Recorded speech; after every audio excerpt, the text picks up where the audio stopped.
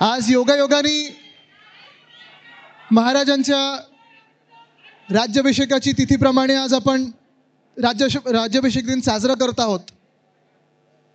पण आज ह्याच महाराष्ट्रावर, आपल्याच मुंबईवर एक संकट मोठं आपल्या दारी येऊन थांबलेलं आहे.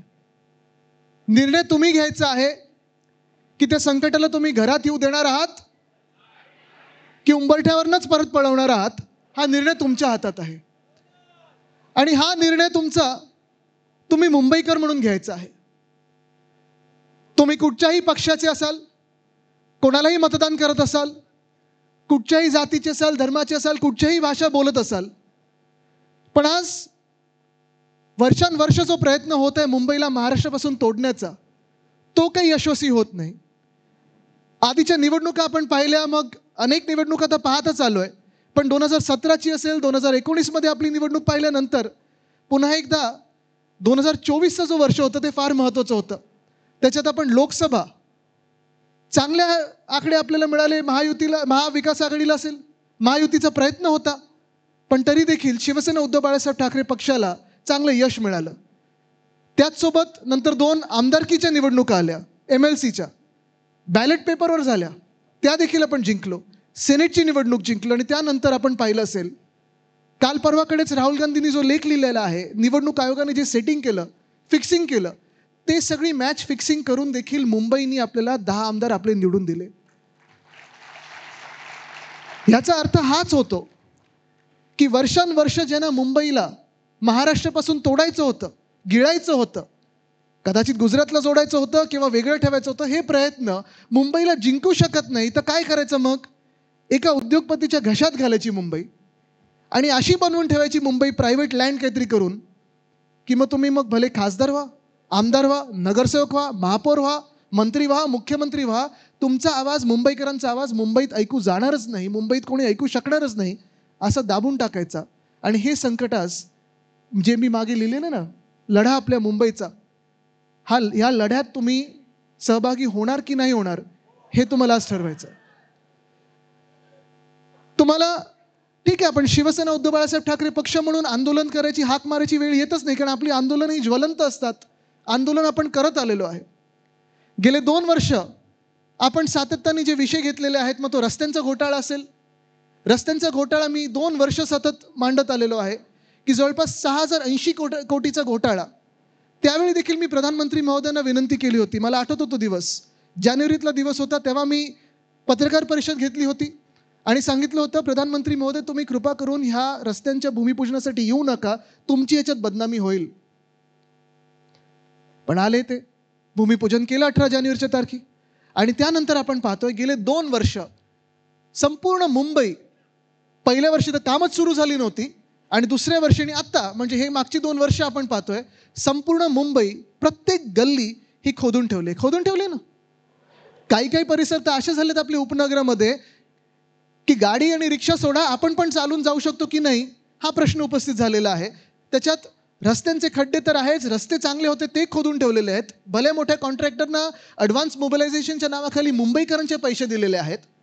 आणि आज परिस्थिती अशी झालेली आहे की ह्याच घोटाळ्यामुळे आणि अनेक असे घोटाळे जे झालेत त्यामुळे मुंबई महानगरपालिकेत, जी मुंबई महानगरपालिका आपण 1997 पासून जपून सगळे इथे जे नगरसेवक, माजी नगरसेवक, इच्छुक नगरसेवक असतील, होतकरू नगरसेवक असतील, भावी नगरसेवक असतील, महापौर असतील जे बसलेत, तुम्हाला सर्वांना माहिती आहे 1997 साली जेव्हा आपली सत्ता आली 600 कोटीचे डेफिसिट होतं. आपण काम करून कुठेही टॅक्स न वाढवता 92,000 कोटीचं सरप्लस आपण मुंबई महानगरपालिकेचं एकटीचं केलं होतं. कोणासमोर वाकायची वेळ आली नाही, कोणासमोर झुकायची वेळ आली नाही, दिल्लीसमोर तर कदापि नाही. पण आज ह्या एशनशी सरकारनी असेल, ह्या भाजपच्या घोटाळेबाज सरकारनी असेल, ह्याच 92,000 कोटीला 1.5 नाही, 2 नाही तर 2.5 लाख कोटीचं परत एकदा डेफिसिट कमिटेड लायबिलिटीमध्ये नेले. हे पैसे कोणाचे होते? तुमचे, आमच्या सर्वांचे, मुंबईकरांचे होते. पण वापरले कोणासाठी? त्यांच्या लाडक्या कॉन्ट्रॅक्टर्ससाठी वापरले. आज आपण पाहतोय ह्याच घोटाळ्यांमुळे, रस्त्याचा घोटाळा असेल, ही सगळी जी घोटाळेबाज कामं हे करून ठेवलेली आहेत, मिंदेंनी करून ठेवलेली आहेत, त्याच भ्रष्टनाथ मिंडेंमुळे. आणि होय, मी भ्रष्टनाथ मिंदेच बोलणार, कारण ते भ्रष्ट आहेच, त्याच्यामुळेच तर पळायला लागलं होतं त्यांना गुवाहाटीला. पण ह्याच भ्रष्टनाथ मिंडेंमुळे आज आपण पाहतोय बीएसटीचे काय हाल झालेत. दरवाढ झाली की नाही झाली. आपल्या वेळी बीएसटी 5 किलोमीटर किती रुपयात जायचो आपण, 10 किलोमीटर किती रुपयात जायचो आपण, 15 किलोमीटर किती रुपयात जायचो, आणि कुठूनही कुठे जर 15 किलोमीटरच्या पुढे असेल तर 20 रुपयात आपण जाऊ शकत होतो. आता भाडेवाढ झाल्यानंतर किती झाले, दुप्पट. आणि बसेस वाढल्यात का, वेळेवर पगार मिळतात का, बीएमसी कर्मचाऱ्यांना पगार मिळतात का, नाही मिळत आहेत. मग ह्याल मुंबईचे कोणी करून ठेवलेत. सगळं काहीच जे चांगलं चाललं होतं ते लुटायचं. आणि हे लुटायचं म्हणजे नुसतं मुंबईची तिजोरी खाली करायची नाही ना. मुंबई आपली जी आपल्या मराठी माणसांची, तुमची आमची सर्वांची मुंबई आहे, ही देखील त्यांना आपल्या हातातून खेचून घ्यायची. इथे मी 4-5 स्लाईडचं प्रेझेंटेशन आणले, कारण जेव्हा आपण धारावीबद्दल बोलतो तेव्हा ठीक आहे, आपण अदानीच्या घशात घालायची नाही. हे कशासाठी, कोणासाठी आपण लढत आहोत, का म्हणून आपण लढत आहोत. कदाचित उद्या हे आंदोलन पेटल्यानंतर तुमच्या आमच्यावर सगळ्यांवर केसेस येतील, आपल्याला रस्त्यावर उतरायला लागेल, यांचे जे JCB येतील, बुलडोझर येतील, ठेचून काढायला लागेल आपण ह्याला. पण हे करत असताना तुम्हाला स्वतःला पटलं पाहिजे की तुम्ही आंदोलन कोणासाठी करताय, कशासाठी करताय.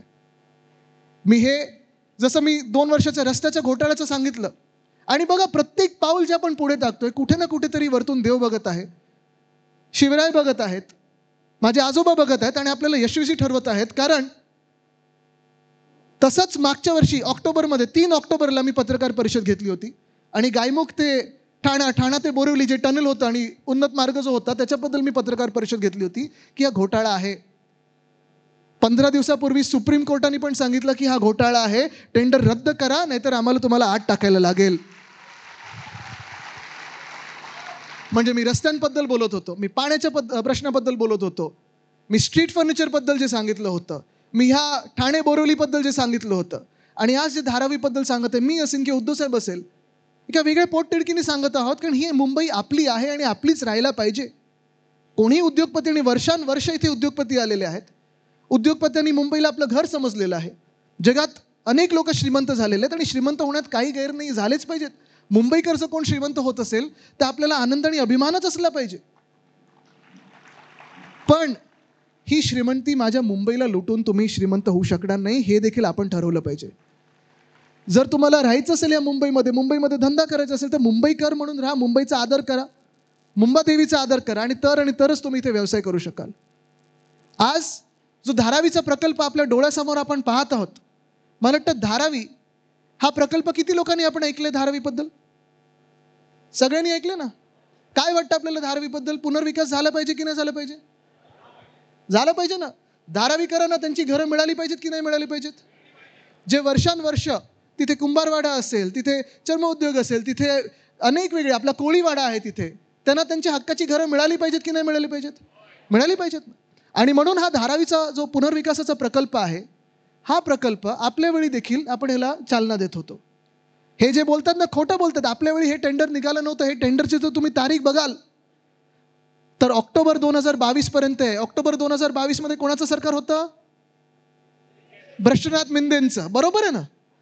आपलं सरकार हे जूनमध्ये यांनी पाडलं, घोटाळा करून पाडलं, पळून गेले आणि पाडलं ह्या डरपोक लोकांनी.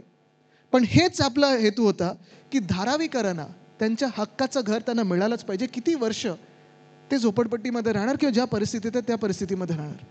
आपण पाहतो माझ्या आजोबांनी जेव्हा SREची योजना आणली, वंदनीय हिंदू सम्राट बाळासाहेब ठाकरेंनी SRNची योजना आणली, तेव्हा हेच होतं की प्रत्येक मुंबईकराला जो मेहनत करतो या मुंबईमध्ये, छोटी मोठी कामं करतो पण मोठी स्वप्न बघतो, आणि ज्याच्यामुळे मुंबई चालते, त्यांना त्यांचं हक्काचं घर मिळालं पाहिजे. आपण पाहत आलेलो आहे की वर्षानुवर्ष आता ही घरं कुठे ना कुठेतरी लोकांना मिळायला लागलेली आहेत. ह्या स्कीम होत असतात SREच्या.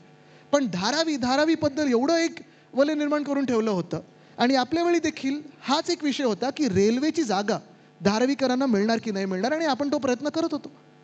जर तुम्हाला सांगायचं झालं तर मूळ धारावी आहे, जिथे झोपडपट्टी असेल किंवा साधारणपणे स्लम एरिया आपण ज्याला बोलतो, स्लम सोसायटी बोलतो, हे 300 एकरमध्ये होती. बाजूचे जे आता अधिक त्यांना दिलेले आहेत ते 240 एकर दिलेत. म्हणजे झाले किती, 540 एकर, जवळपास 540 ते 550 एकर हे धारावी प्रकल्पासाठी आपण देव करत होतो. आता तुम्ही तसं पाहायला गेलं, कुठचाही विकासक असेल त्याला 540 एकर जर मिळत असेल, म्हणजे 240 250 एकर अधिकचे मिळत असतील, तर ट्रान्झिट असेल, PAP असेल, PTC असेल, नवीन घरं असतील, रिहॅबची घरं असतील, खूप झाली ना.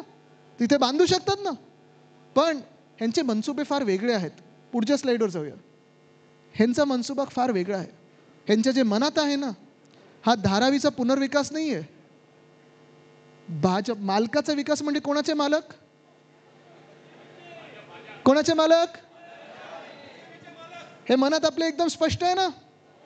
भाजपचे जे मालक आहेत कोण? अदानी.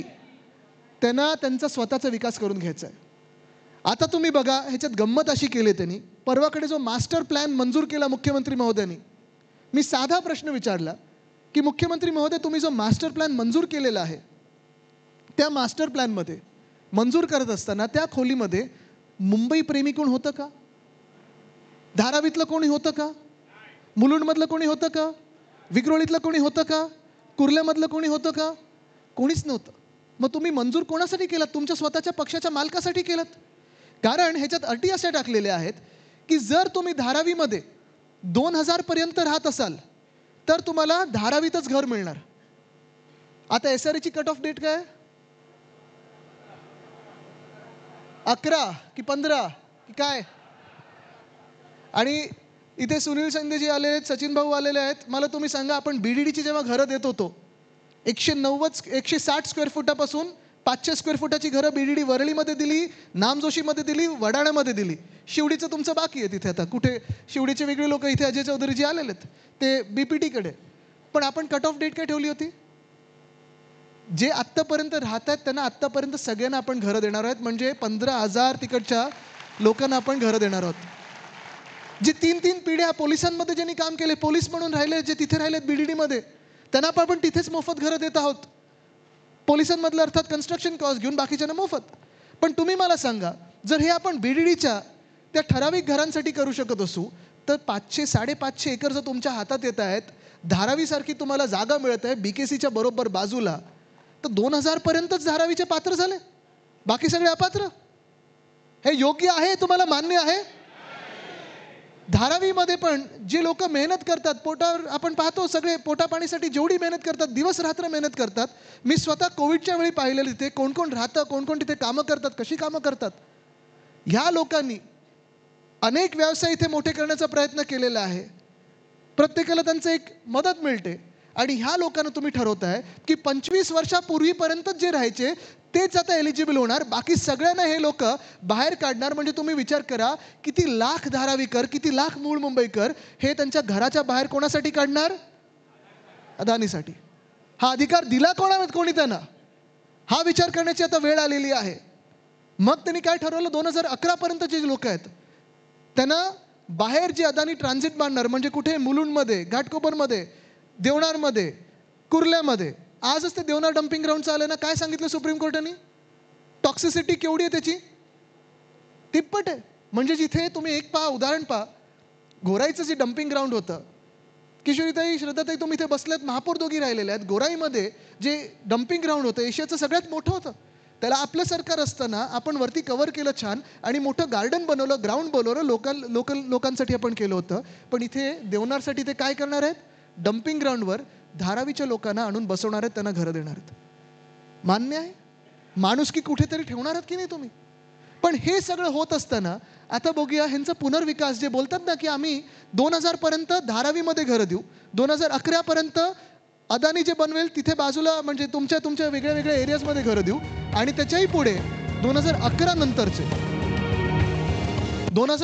नंतरचे जे लोक आहेत त्यांना कुठे बाहेर पाठवतील हे माहिती नाही, कुठे बसवतील माहिती नाही. म्हणजे एका धारावीचे आता हे 20-30 धारावी मुंबईत करायला निघालेत.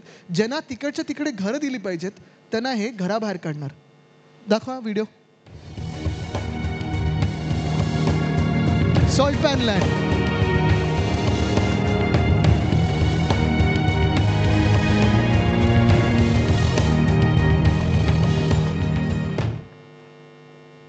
ही सॉल्ट पॅन लँड दिसते ना.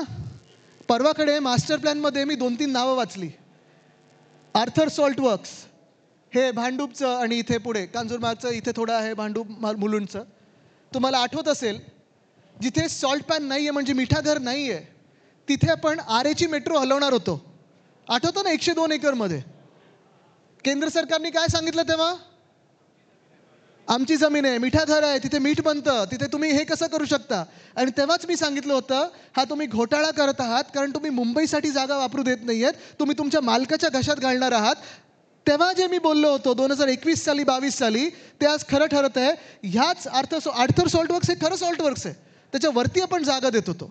आर्थर जेन्किन्स जे सॉल्टवर्क्स आहे ते खरोखर मिठागर होतं, पण ते पण अफोर्डेबल हाऊसिंग असेल किंवा धारावीच्या नावाखालती देणार कोणाच्या घशात? अदानी. मिठागर जी आहेत ती देणार कोणाच्या घशात? जे आपण मिठागर नव्हतं, आपण कारशेडसाठी वापरणार होतो, आरेचं जंगल वाचवत होतो, ते कोणाच्या घशात? अदानी. मग राहिलं काय? पुढचं बघू. ठीक आहे, हे तुम्ही आंदोलन केलेलं आहे मला वाटतं सगळं. पुढची स्लाइड घ्या. आता हे बघा, हे कोण आहेत?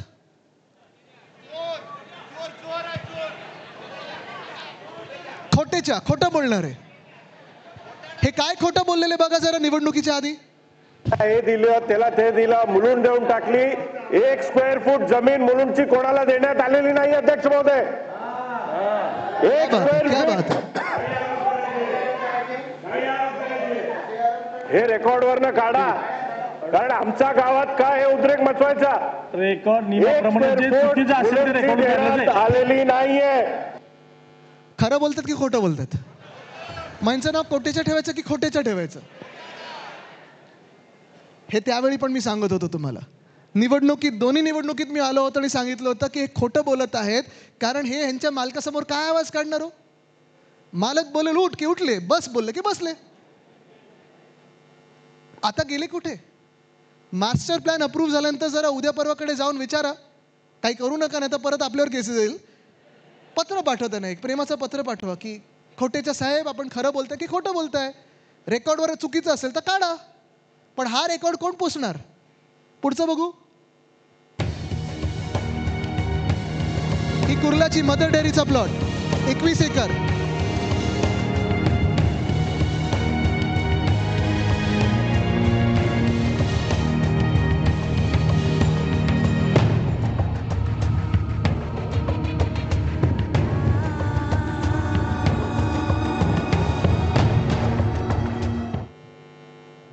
आता पुढे कोण काय खोटं बोललं जरा बघा.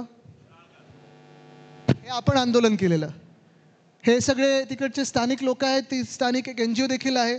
मला माहित नाही आज आलेत की नाही आलेत, त्यांना सगळ्यांना आपण निमंत्रण पाठवलं होतं. आलेत कुठे? हा बघा इथेच. ह्या लोकांनी तिथे पहिला आवाज केला की मदर डेअरीचा जो प्लॉट आहे तिथे बॉटॅनिकल गार्डन बनवा, लोकांसाठी मोकळी जागा करा, मोकळा श्वास घेण्यासाठी काहीतरी करा. पण तिथे काय करणार? हे कोणाच्या घशात टाकणार आहेत? आणि ह्यांचे जे मालक आहेत भ्रष्टनाथ, ते बोलू शकणार आहेत काही? बघा हे काय बोलतात ते. परवाच त्या ठिकाणी शासन निर्णय झाला आणि धारावीमधल्या काही प्रकल्पग्रस्त जे लोक आहेत, रहिवासी आहेत, तर त्यांचं पुनर्वसन या ठिकाणी केलं जाणार आहे. अशा प्रकारचा हा GR होता. आणि मी तर गेल्या 3 वर्षापासून पाठपुरावा करतोय की या ठिकाणी बॉटॅनिकल गार्डन आणि क्रीडा संकुल व्हावं, आणि त्या दृष्टीने माननीय मुख्यमंत्र्यांनी सुद्धा सकारात्मकता दाखवली होती. त्यांनी घोषणाही केली होती, मला शब्दही त्यांनी दिलेला आहे. आणि त्याच्यावेळी निश्चितपणाने मला आशा आहे की माननीय मुख्यमंत्री पुन्हा एकदा माझ्या या विनंतीस मान देतील, आमच्या कुर्लावासियांचं ऐकतील. आणि आता उपमुख्यमंत्री झालेत. जरा विचार आहे ना, शब्दाला मान दिला होता का? गुवाहाटीला पळून गेले होते त्यांच्यासोबत त्यांना. हे लोक जाणार कुठे? त्यांना उत्तर तर द्यायला लागणार आहे, तुम्हाला द्यायला लागणार आहे. तुम्ही प्रश्न जेव्हा विचाराल तेव्हा हे उत्तर देऊ शकतील का? आज जे पत्रकार परिषदेतून तुम्ही उद्या प्रश्न विचारा त्यांना, कारण आपण पत्रकारांनाच यांनी सांगितलं ना. एकाने विधान भवनात सांगितलेलं आहे, दुसऱ्याने बाहेर सांगितलेलं आहे.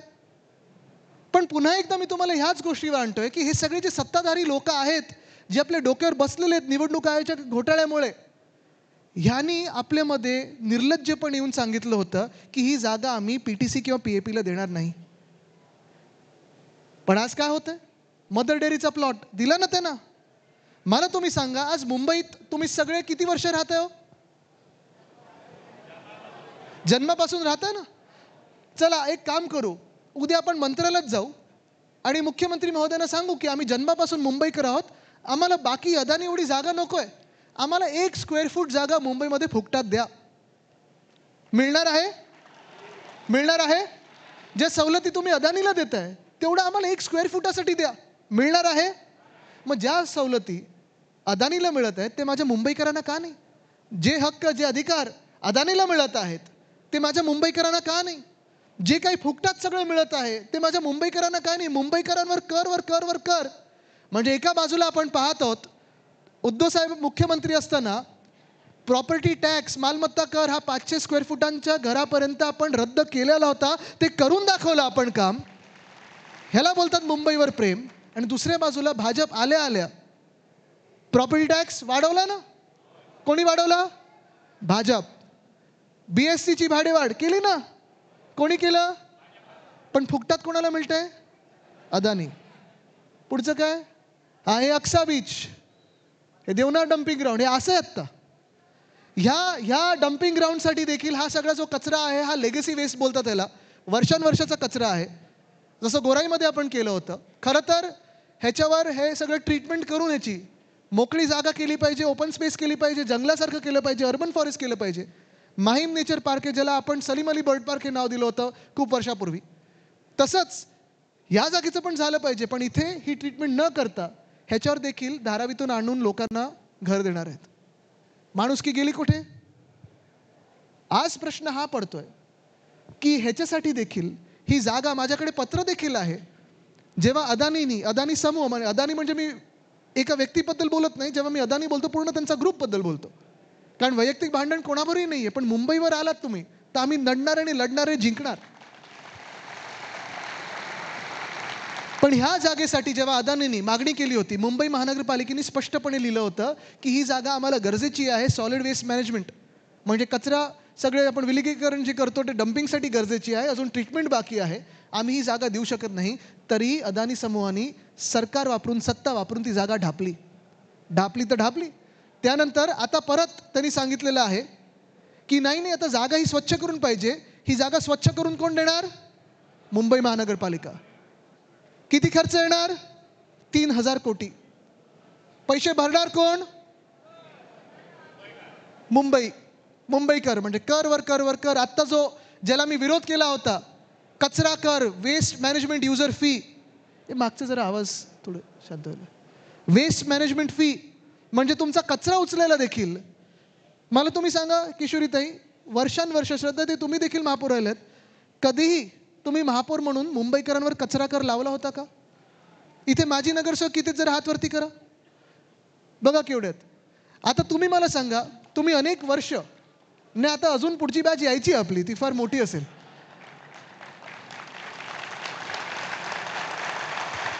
इच्छुक अजून जोरात टाळ्या मारतात. हा, उद्धव साहेब लाईव्ह बघतायत, मला माहित नाही, त्याच्यात मी पडत नाही. पण तुम्ही मला सांगा, नगरसेवक म्हणून तुम्ही कधीही मुंबईकरांवर कचरा कर लावला होता? पण ही अदानीची जागा साफ करून द्यायला ह्याच भाजपाच्या सरकारने कचरा कर लावलेला आहे. ठीक आहे, आता त्यांनी सांगितलं अजून 1 महिना नंतर लावू, थोडं डिफर केलेलं आहे. पण ह्याला आपण कडाडून विरोध करायचा म्हणजे करायलाच लागेल. घ्या पुढची स्लाइड घ्या.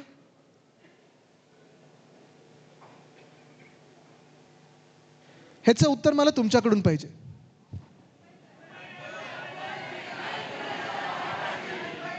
अजून ऐकू नाही आलं, जोरात पाहिजे. इथून नाही ऐकू येतंय, वरतून नाही ऐकू येतंय.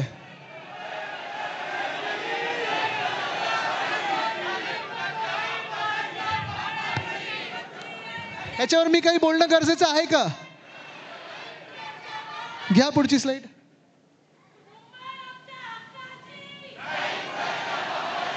हे तुम्ही होऊ देणार आहात का? घ्या पुढची स्लाइड.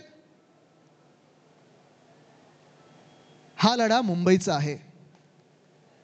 हा लढा तुमचा, आमचा सर्वांचा आहे. आणि हा फार मोठा लढा आहे, हा ऐतिहासिक लढा ठरणार आहे. जसं संयुक्त महाराष्ट्राचा लढा होता, मुंबई मोडायला निघाले होते, मुंबई तोडायला निघाले होते, मुंबई लुटायला निघाले होते, पण मुंबईकर म्हणून आपण एकजूट राहिलो आणि मुंबई महाराष्ट्राची होणारच ह्याच्यासाठी लढलो. तसं मुंबई आता महाराष्ट्राचीच राहणार ह्याच्यासाठी लढणं गरजेचं आहे. आणि ही काय खोटी भीती दाखवत नाही मी, हे ते व्हॉट्सअप युनिव्हर्सिटी सारखं सांगत नाही मी, हे खरं आहे. एका बाजूला आपण ईशान्य मुंबईमध्ये आज जेव्हा बोलत आहोत तेव्हा ही भीती देखील खरी आहे की मुलुंड असेल, घाटकोपर असेल, विक्रोळी असेल, अक्सा असेल, तिथे पलीकडे मालाडमध्ये, इथे भीती लोकांमध्ये आहे की जेव्हा लाखो लोक तुम्ही एका ठिकाणून दुसरीकडे आणणार, बेघर करून आणणार, तेव्हा ही लोक येणार कुठे, राहणार कशी. आत्ता पण मी येत होतो हायवेवरनं, आत टर्न मारल्यानंतर 20 मिनटं आपली अशीच जातात. ट्रॅफिकमध्ये तुम्हाला तासोन तास तिथे घालवायला लागतात. कुठे 1 लेनचा रस्ता आहे, कुठे 2 लेनचा रस्ता आहे, कुठे उतरल्यानंतर तुमच्या वरतून गाडी जाते की खालतून रिक्षा जाते हे कळत नाही. आणि ह्या गर्दीमध्ये जर लाखो लोक तुमच्या छोट्या छोट्या आपल्या वेगळ्या वेगळ्या वस्त्यांमध्ये आणले, वॉर्डमध्ये आणले, तर ही लोकसंख्या आलेली, ठीक आहे, लोकसंख्येबद्दल आपल्याला काही दुमत नाही, त्यांचं स्वागतच करू. पण हे करत असताना एकतर ही सगळी जागा फुकटात देणार अदानीच्या घशात, तिथे अदानी आणून बसवणार लाखो लोक. मग धारावीत नेमकं तुम्ही काय करणार आहात, कोणासाठी करणार आहात, हा प्रश्न तर आपल्याला उपस्थित होतोच. विरोध मुंबईकरांना नाही आहे, विरोध धारावीकरांना मुळीच नाही आहे, कारण धारावीमधला लढा हा आपला वेगळा चालूच आहे. धारावीकरांनी देखील ठरवलेलं आहे की आम्ही इथून हलणार नाही म्हणजे नाही, आम्हाला विकास हवा आहे, तो आमचा हवा आहे, अदानीचा नाही. पण आपल्याला ठरवायचं आहे की ही जी चळवळ आहे आपली, लढा आपल्या मुंबईचा, हे पुढे न्यायचं की नाही न्यायचं. आणि म्हणून आज मी सगळ्यांना आपल्याला बोलवलेले अनेक NGOज आलेले आहेत, आपले आजी माजी पदाधिकारी आहेत, महिला आघाडी खूप मोठ्या संख्येत आहे, युवा सेना, युवती सेना, महिला पुरुष सगळे शिवसैनिक आलेले आहेत. हा लढा फार मोठा असणार आहे, हा एका आंदोलनात संपणार नाही, एका मोर्चात विषय संपणार नाही. पण तुम्हाला घरोघरी जाऊन समजावायला लागणार आहे की आपण का लढतोय आणि कोणासाठी लढतोय. मी तुमच्या सोबत लढायला आलेलो आहे, आदेश द्यायला आलेलोच नाहीये, छातीचा कोट करून आलेलो आहे.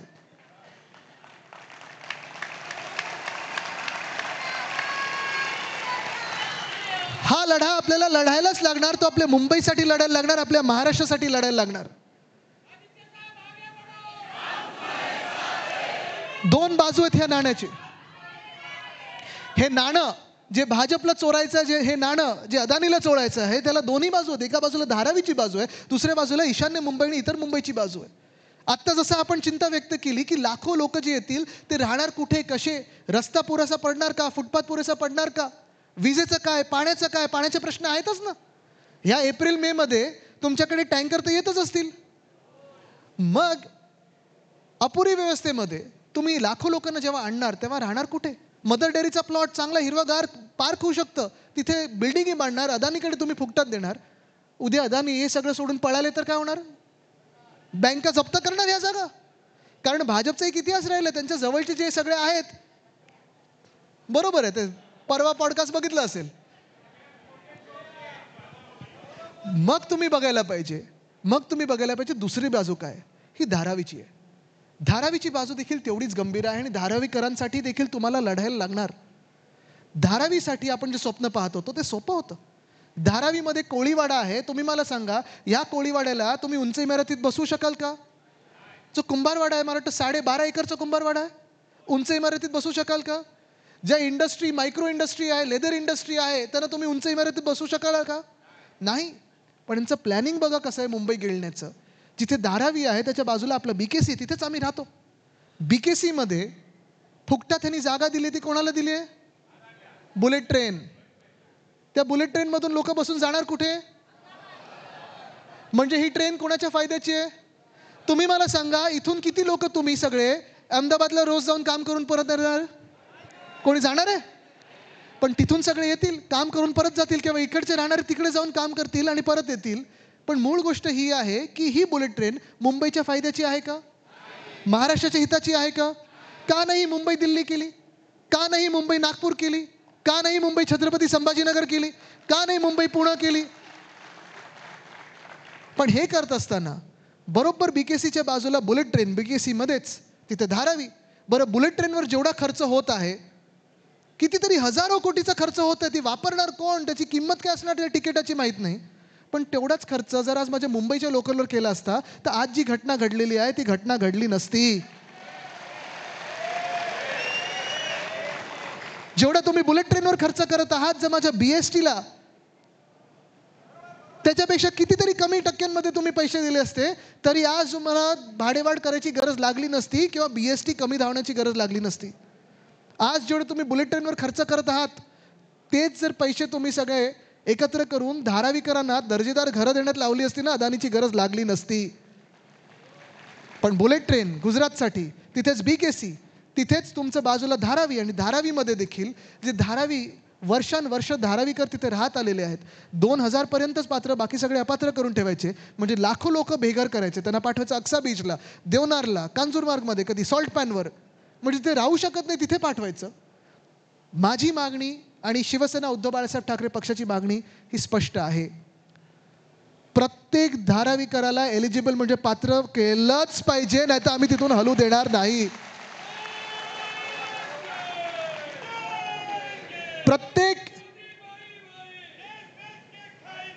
प्रत्येक धारावीकराला तुम्ही 500 स्क्वेअर फुटाचं घर हे दिलंच पाहिजे, हा त्यांचा अधिकार आहे.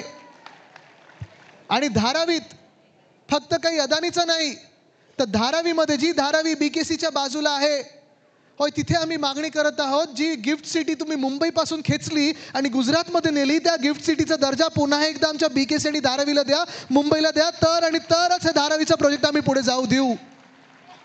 त्याच धारावीमध्ये माझ्या पोलीसवाल्यांना घरं द्या, जी रिटायर होतील त्यांना घरं द्या, BMCचे कर्मचारी असतील, शासकीय कर्मचारी असतील त्यांना घरं द्या. मुंबईकरांसाठी धारावी पाहिजे, धारावीकरांसाठी धारावी पाहिजे. अदानीचा विकास ठीक आहे, जर तुम्ही धारावीचं नीट करत असाल मान्य आहे, सोबत राहू. पण जर मुंबई लुटायची असेल तुम्हाला, तर फक्त लढा आपल्या मुंबईचा नाही, तुम्हाला आम्ही धडा मुंबईचा काय आहे हे शिकवल्याचं थांबणार नाही. ही आज शपथ आपण छत्रपती शिवरायांची घेतली पाहिजे. आणि म्हणून मी तुम्हाला आज पुन्हा एकदा विचारत आहे, हे सगळं प्रेझेंटेशन झाल्यानंतर, हा लढा काही एका पक्षाचा नाही आहे, हा लढा काही एका भाषेचा नाही आहे, हा लढा एका धर्माचा नाही आहे, जातीचा नाही आहे, हा लढा मुंबईचा आहे. तुम्ही सोबत आहात की नाही? जे पक्ष सोडून जात असतील, मग स्वार्थासाठी असेल, पक्षासाठी असेल, पदासाठी असेल, एक त्यांना फोन करा दिवसामध्ये आणि सांगा, ठीक आहे तुम्ही गेलात ना गुलामांकडे, त्यांच्या जा तिथे निश्चितपणे गुलाम बना, पण हे लक्षात ठेवा, तुम्हाला आरशासमोर उभं राहून उत्तर द्यायला लागेल आणि तुमच्या पुढच्या पिढीसमोर उत्तर द्यायला लागेल की अदानीला माझी मुंबई का विकली, काय ह्या मराठी माणसाला तुम्ही मुंबई बाहेर करण्याचं आज षडयंत्र करत आहात. हे जे तुम्हाला दाखवलेलं आहे मी, हे सगळं सत्य आहे, पण तुम्हाला हे पटलं आहे की नाही, आज प्रश्न तुम्हाला विचारायला आलोय. तुम्हाला आमिष दाखवली जातील, तुम्हाला धमकवलं जाईल, तुम्हाला सगळं काही प्रयत्न केले जातील की ह्या लढ्यात तुम्ही उतरावं नाही, म्हणून तुम्ही ठरवायचं आहे ह्या लढ्यात, या इतिहासामध्ये तुमच्या नावाची नोंद तुम्ही करून घेणार आहात की नाही, सैनिक म्हणून करून घेणार आहात की नाही, हे तुम्ही ठरवायचं आहे. जसं मी सांगितलं, दोन्ही बाजूत ह्या नाण्याला, एक ईशान्य मुंबई आणि बाकीच्या मुंबईचं आहे की आमच्याकडे एवढी लोक आली तर बसणार कुठे. आणि दुसरा प्रश्न हा धारावीकरांचा आहेच की आम्ही घर सोडून जायचं तर का जायचं, ह्यांच्या विकासासाठी. लढा फार महत्त्वाचा असणार आहे, मोठा असणार आहे. प्रत्येक विभाग आपला आपला जे आंदोलन आहे घरोघरी नेण्याचं काम करणार आहे. तुम्ही सगळे ह्या आंदोलनात सहभागी होणार का? तुम्ही सगळे ह्या लढ्यात लढाईला तयार आहात का? जिंकायला तयार आहात का?